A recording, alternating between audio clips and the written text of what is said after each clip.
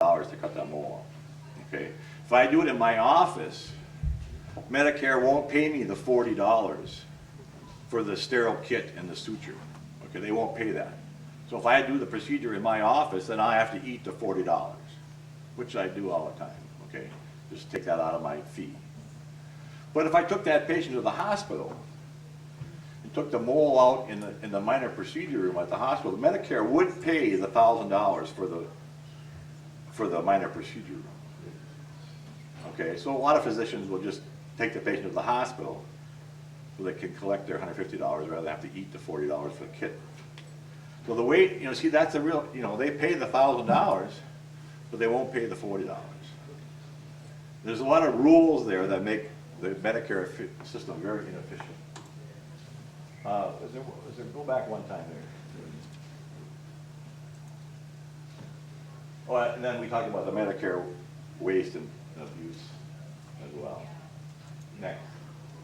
So then this then is the Medicare reductions from the Affordable Care Act, President Obama's health care plan. President Obama's health care plan cuts $575 billion from the Medicare program, all right? $112 billion from hospitals, $14.6 billion from nursing homes, $6.8 billion from hospice, $39.7 billion from home health, and $135 billion from Medicare Advantage. So this affects us right here. It really hasn't taken that much effect yet. As time goes by, it's going to take effect because $112 billion to our hospitals, that's right here in northern Michigan. We have many small hospitals, throughout northern Michigan. I mean, your hospital here is like one of the biggest hospitals, but there's other small community hospitals like the Sheboygan Hospital that's near bankruptcy. And it may face closure unless somebody takes it over and is agreeing to keep it running. But there's many hospitals throughout the district that are, like my hospital in Dickinson County where I practice, they lost $1.5 million last year. And they're wondering how they're going to keep their doors open with decreasing reimbursement. Next. Well, here's the Ryan plan to save Medicare. Now this young lady added a question about it before. Medicare as it is, because of these numbers, cannot continue the way it is now without going bankrupt. All right? So the Ryan plan was a plan by Paul Ryan, the chairman of the Budget Committee from Wisconsin, to look at ways to change Medicare to make it last for the long term. Okay? He took a plan developed during the Clinton administration by some Democrats, actually. It's the Democrat plan. Which is so-called premium support. In other words, it's very much like Medicare Advantage, where you can take your Medicare payment and apply it to a plan of insurance that best suits your needs. Very much like Medicare Advantage, with more options, basically, and have a wider market. So there's more different, like in Michigan, we have 20 different plans for Medicare Advantage. But which will open it up to nationwide competition so that multiple different insurance companies can bid to take care of you. Now, Mr. Ryan has changed his plan this year because he got Senator Wyden from Oregon on board, a Democrat, so we have a bipartisan plan to fix this. Now, I don't know that Mr. Ryan's plan is the best plan, all right?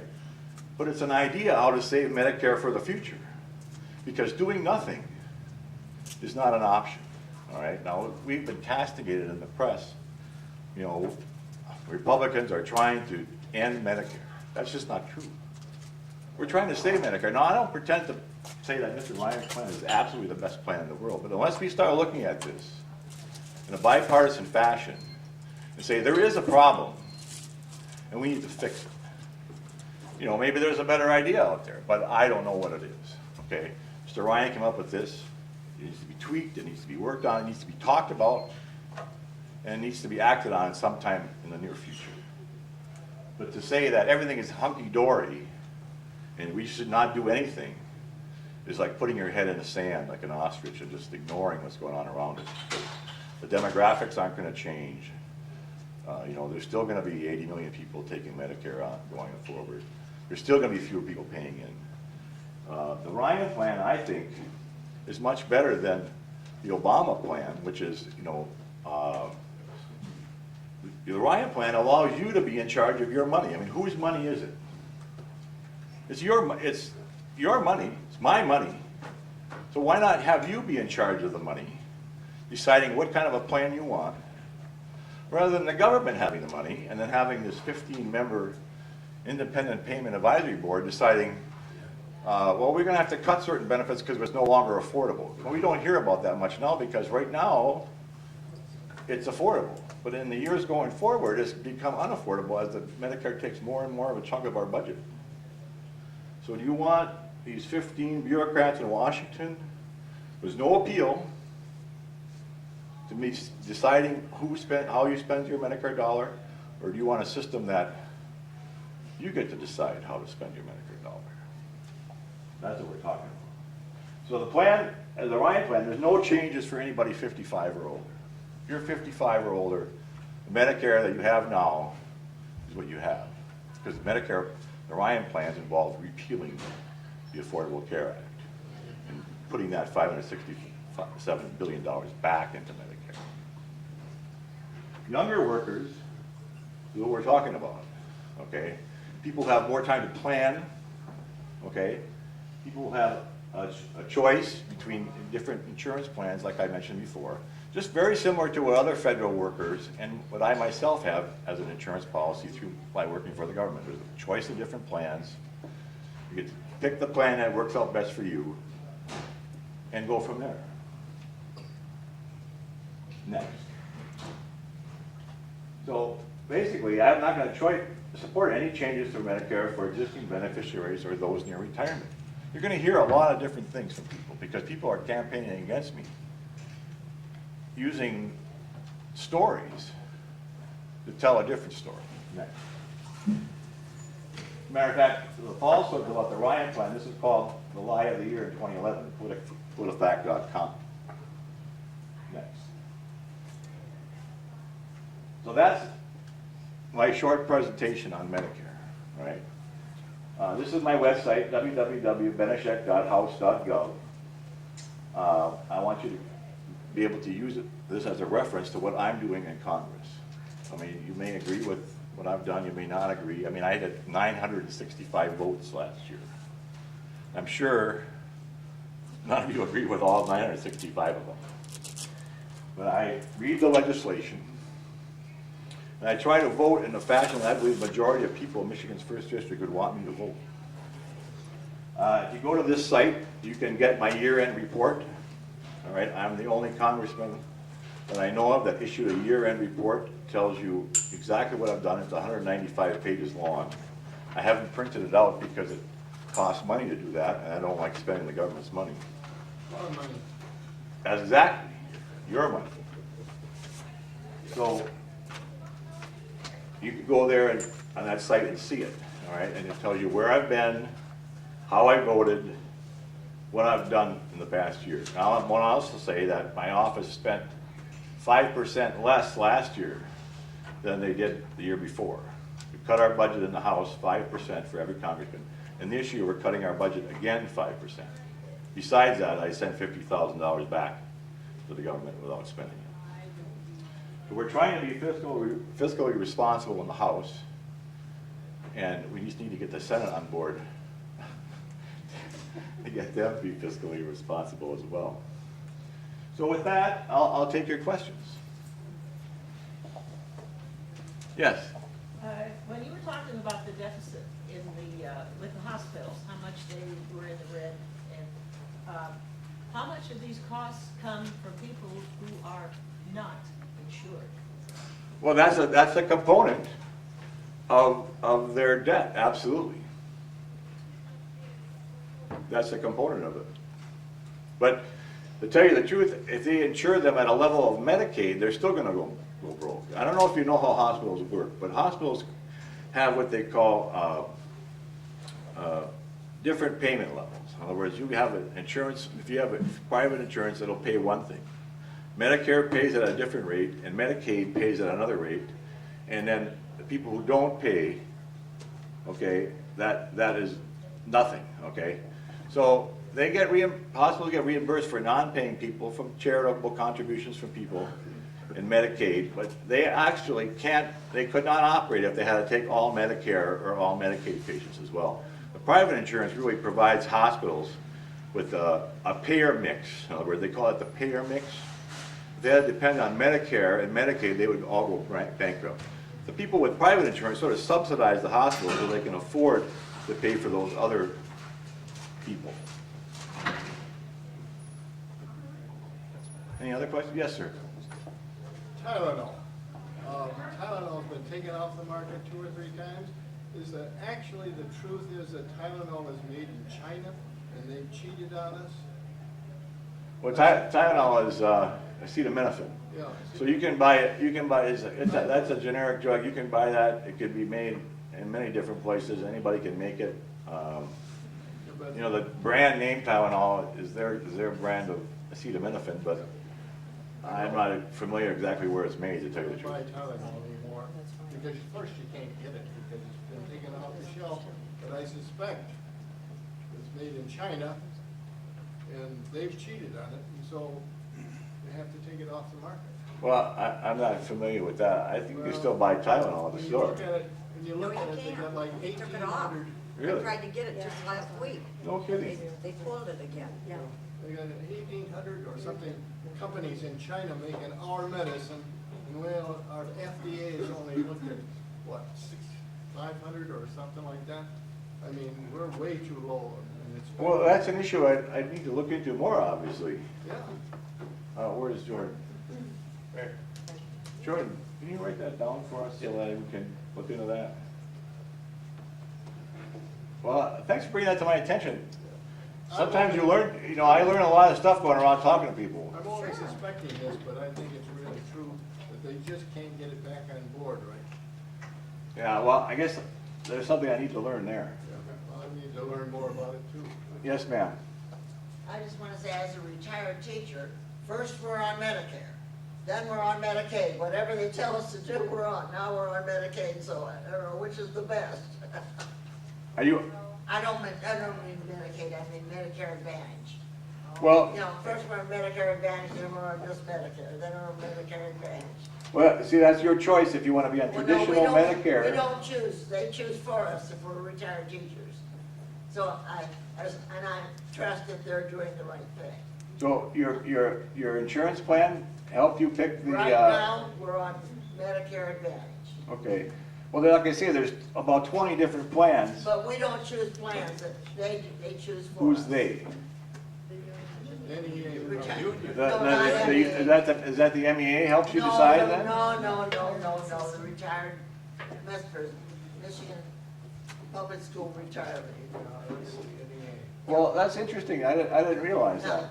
but I feel they know what they're doing, and I'm glad I have it, but I don't know when I'm better off, whether I'm on the Medicare Advantage or, and I'm on the Medicare. But right now, I'm on Medicare Advantage, because they say, don't throw away your old Medicare cards. Right, Just right. in case. Well, I would be interested. that were not available to our parents and grandparents. But I'm afraid we're kind of moving past that a little bit. They really had it right. Well, I don't know exactly what to tell you. Let me just say this. The average life expectancy in the United States is going up. It's going to be I mean, when going in 1935, when they started Social Security, the average life expectancy was 62. So overall, I think our healthcare system has improved such that we're living longer now than we ever did. So I'm pretty happy with the way that actually that the FDA has been watching stuff. And you may have a higher standard than them, I agree with you. But when you look at what's happened in healthcare and longevity in America, you know, due to progress in healthcare and hypertension medicine, and you know, we could certainly use more preventative type stuff. You know, one of the problems with the Medicare as it is now is it doesn't pay doctors to do much in the preventative. All right, I mean, maybe we should pay physicians more to concentrate more on preventative medicine. And there's lots of things that we could do better.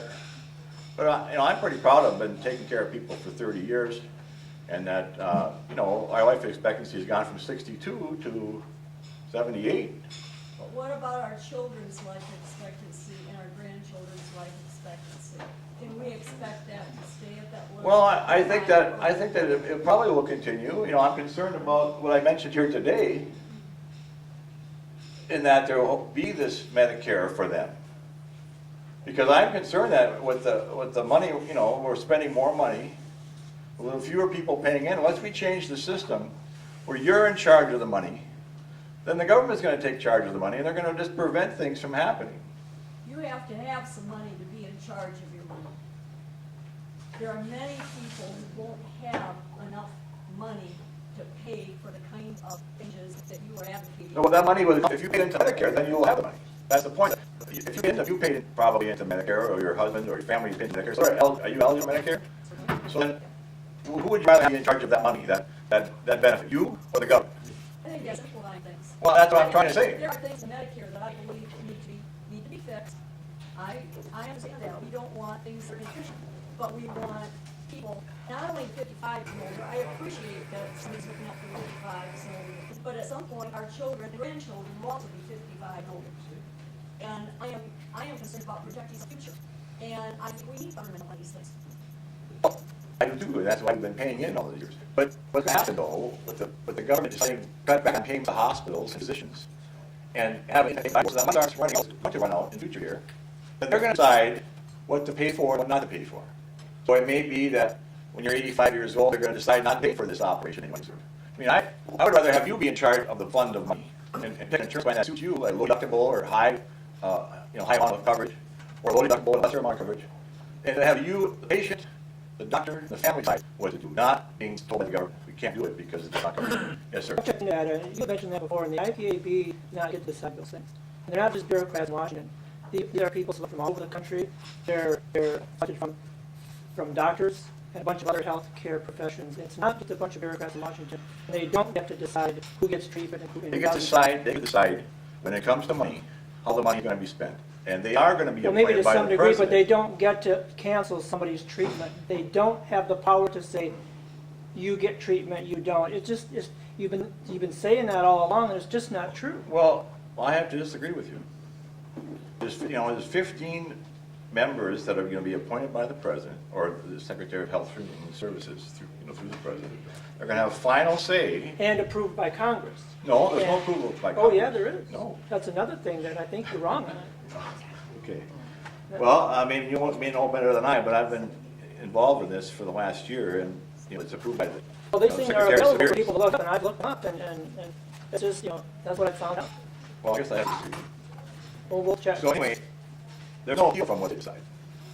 What they decide, when it comes down to their decisions are based on cost.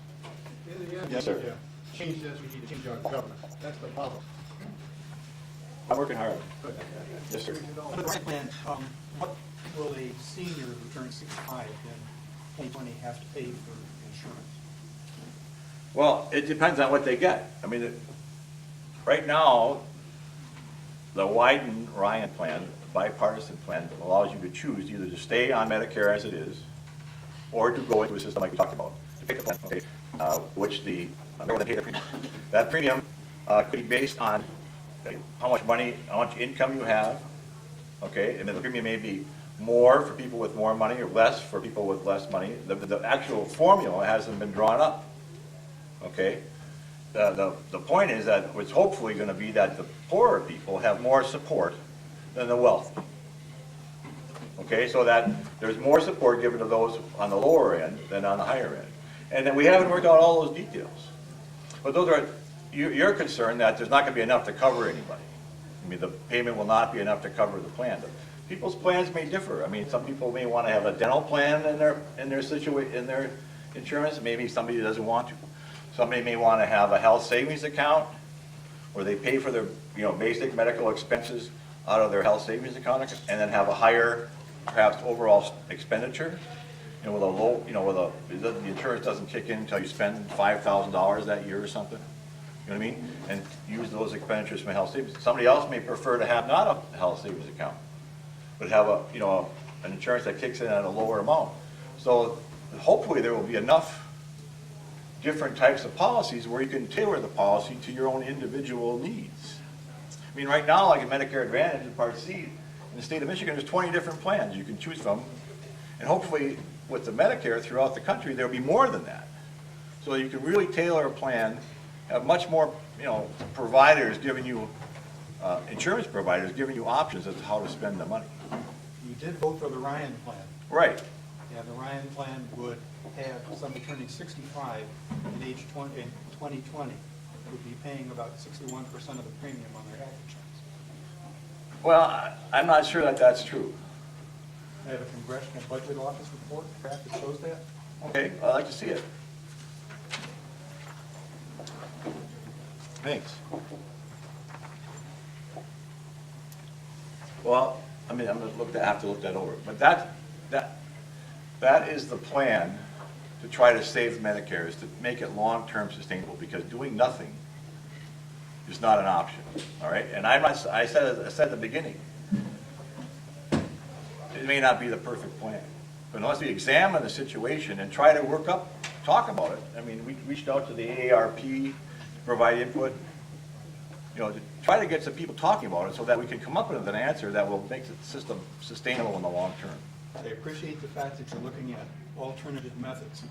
And I think the cuts that the Ryan budget proposed originally, you voted for it coming. And I think you're ignoring other possible sources to solve the problem. If the problem is revenue, there are ways to cut revenue or cut expenses to get more revenue. Of course, you can introduce new taxes. I know it's a horrible word for you, but that's not. No, we put out a budget, okay, in this past April, April of the Ryan budget. I would be happy if the Senate passed a budget, all right, the Senate passed a different budget. And then we go together with our budget and with their budget, and we can make a compromise so that we move forward. But it's hard to move forward if we put forth a budget, a plan, and the Senate hasn't passed a budget in over 1,000 days. Doesn't want to discuss the situation. Doesn't want, if they wrote down their decision, I'd be happy then to compromise. We just came to a compromise last week on the unemployment insurance, the payroll tax cut, and the doctor fix. Back in December, I voted to extend the payroll tax cut to fix the unemployment insurance situation and to continue the doctor fix for 2 years. Now, the Senate wouldn't pass that. They didn't consider it. We ended up with a 2-month fix. This last week, we voted on a compromise. I didn't get what I wanted. All right, we extended the payroll tax cut. I wanted it to be paid for by cuts somewhere else. The Senate wouldn't agree to that. We came to a compromise where we got the unemployment insurance extended and reformed. We got the doctor fix for a year. We continued the payroll tax cut, but we didn't get a pay for the tax cut. That wasn't what I wanted. I voted for it because it was a compromise between the House and the Senate. If the Senate would pass a budget, and we went to a conference and came to, a compromise, I would probably go ahead with it. I'm not sure, I haven't seen it, but, I have in the past voted on stuff like that. But it's hard to argue your point when we come up with a plan, and the Senate doesn't pass a plan. What do we argue? Well, you argue my plan is bad. Well, great, my plan is bad. What's your plan? Show us your plan, and we'll come to some sort of agreement. Wasn't there a $4 trillion cut planned over the summer that you guys refused to get on board with? I'm not sure exactly what you're There talking were about. plans that were set forth that you wouldn't touch because they Well, the involved, Senate didn't pass anything. because they involved, yeah, but If the Senate would pass but something. they were out there. Well, no, they didn't pass They anything. involved raising taxes on the 1% in this country, and Hey. you guys wouldn't touch that. They didn't pass anything. All they did was criticize what we did. Senate has not passed a plan. There is no Senate plan. I would be happy to try to move forward. But we passed a budget. We passed 28 bills in the House to try to get, the economy moving. So the Senate doesn't agree with us.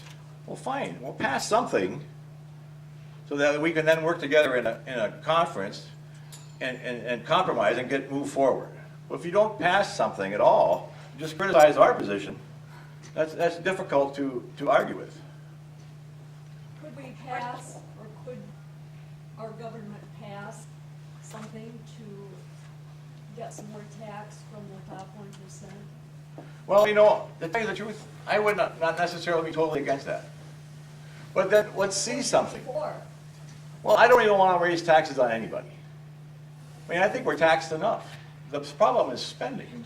The tax rates have been at that 18% level for the past 70 years. We're spending now at the 23% of the gross domestic product. I mean, we've been taxed at the same level for the last 70 years, up and down. You saw that graph where it's been up and down a little bit. But we're spending way above that. I mean, if I could guarantee to get a balanced budget tomorrow by raising taxes on the top 1%, I would say okay.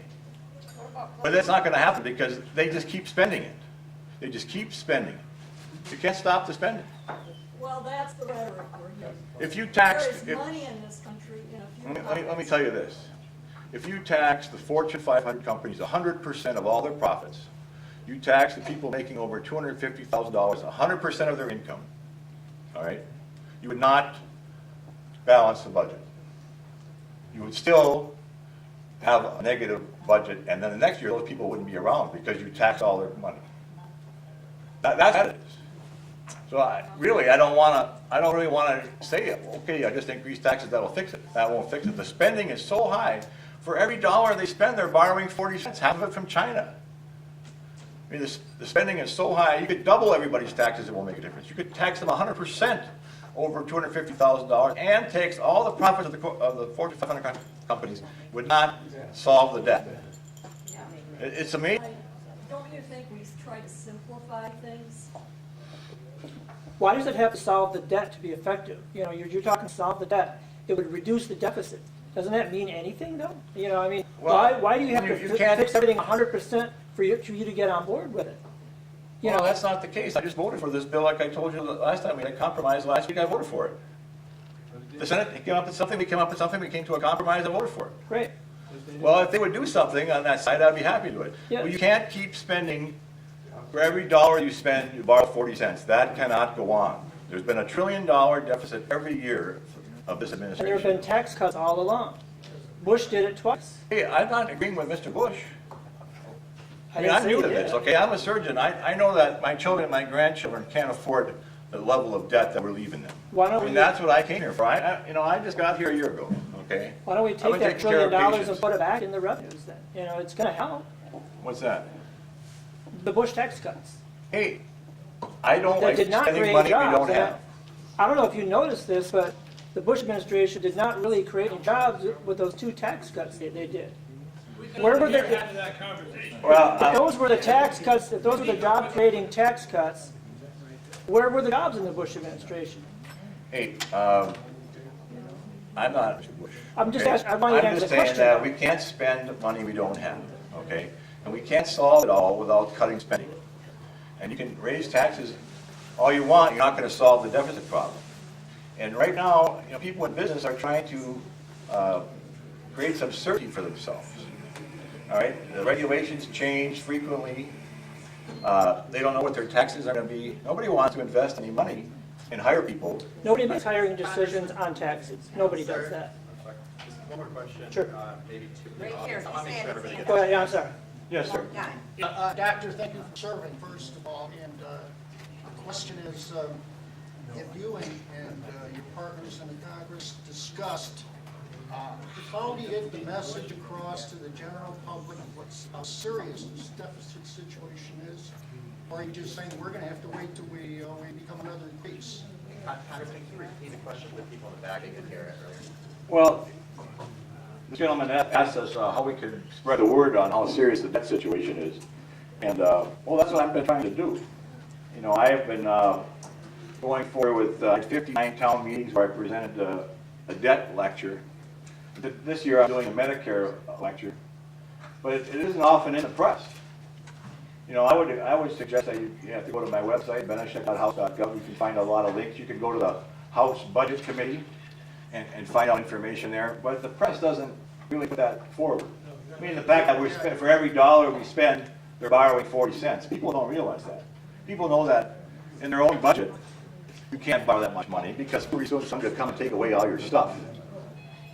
But this is what's happening in the federal government. Mr. Obama's budget that he put forth has us spending $50 trillion in the next 10 years. Increasing the size of the government over the next 10 years by 50%. And this is the situation that we're faced with. Yes, ma'am. But wouldn't it at least help if, pay the same percentage as our middle class people?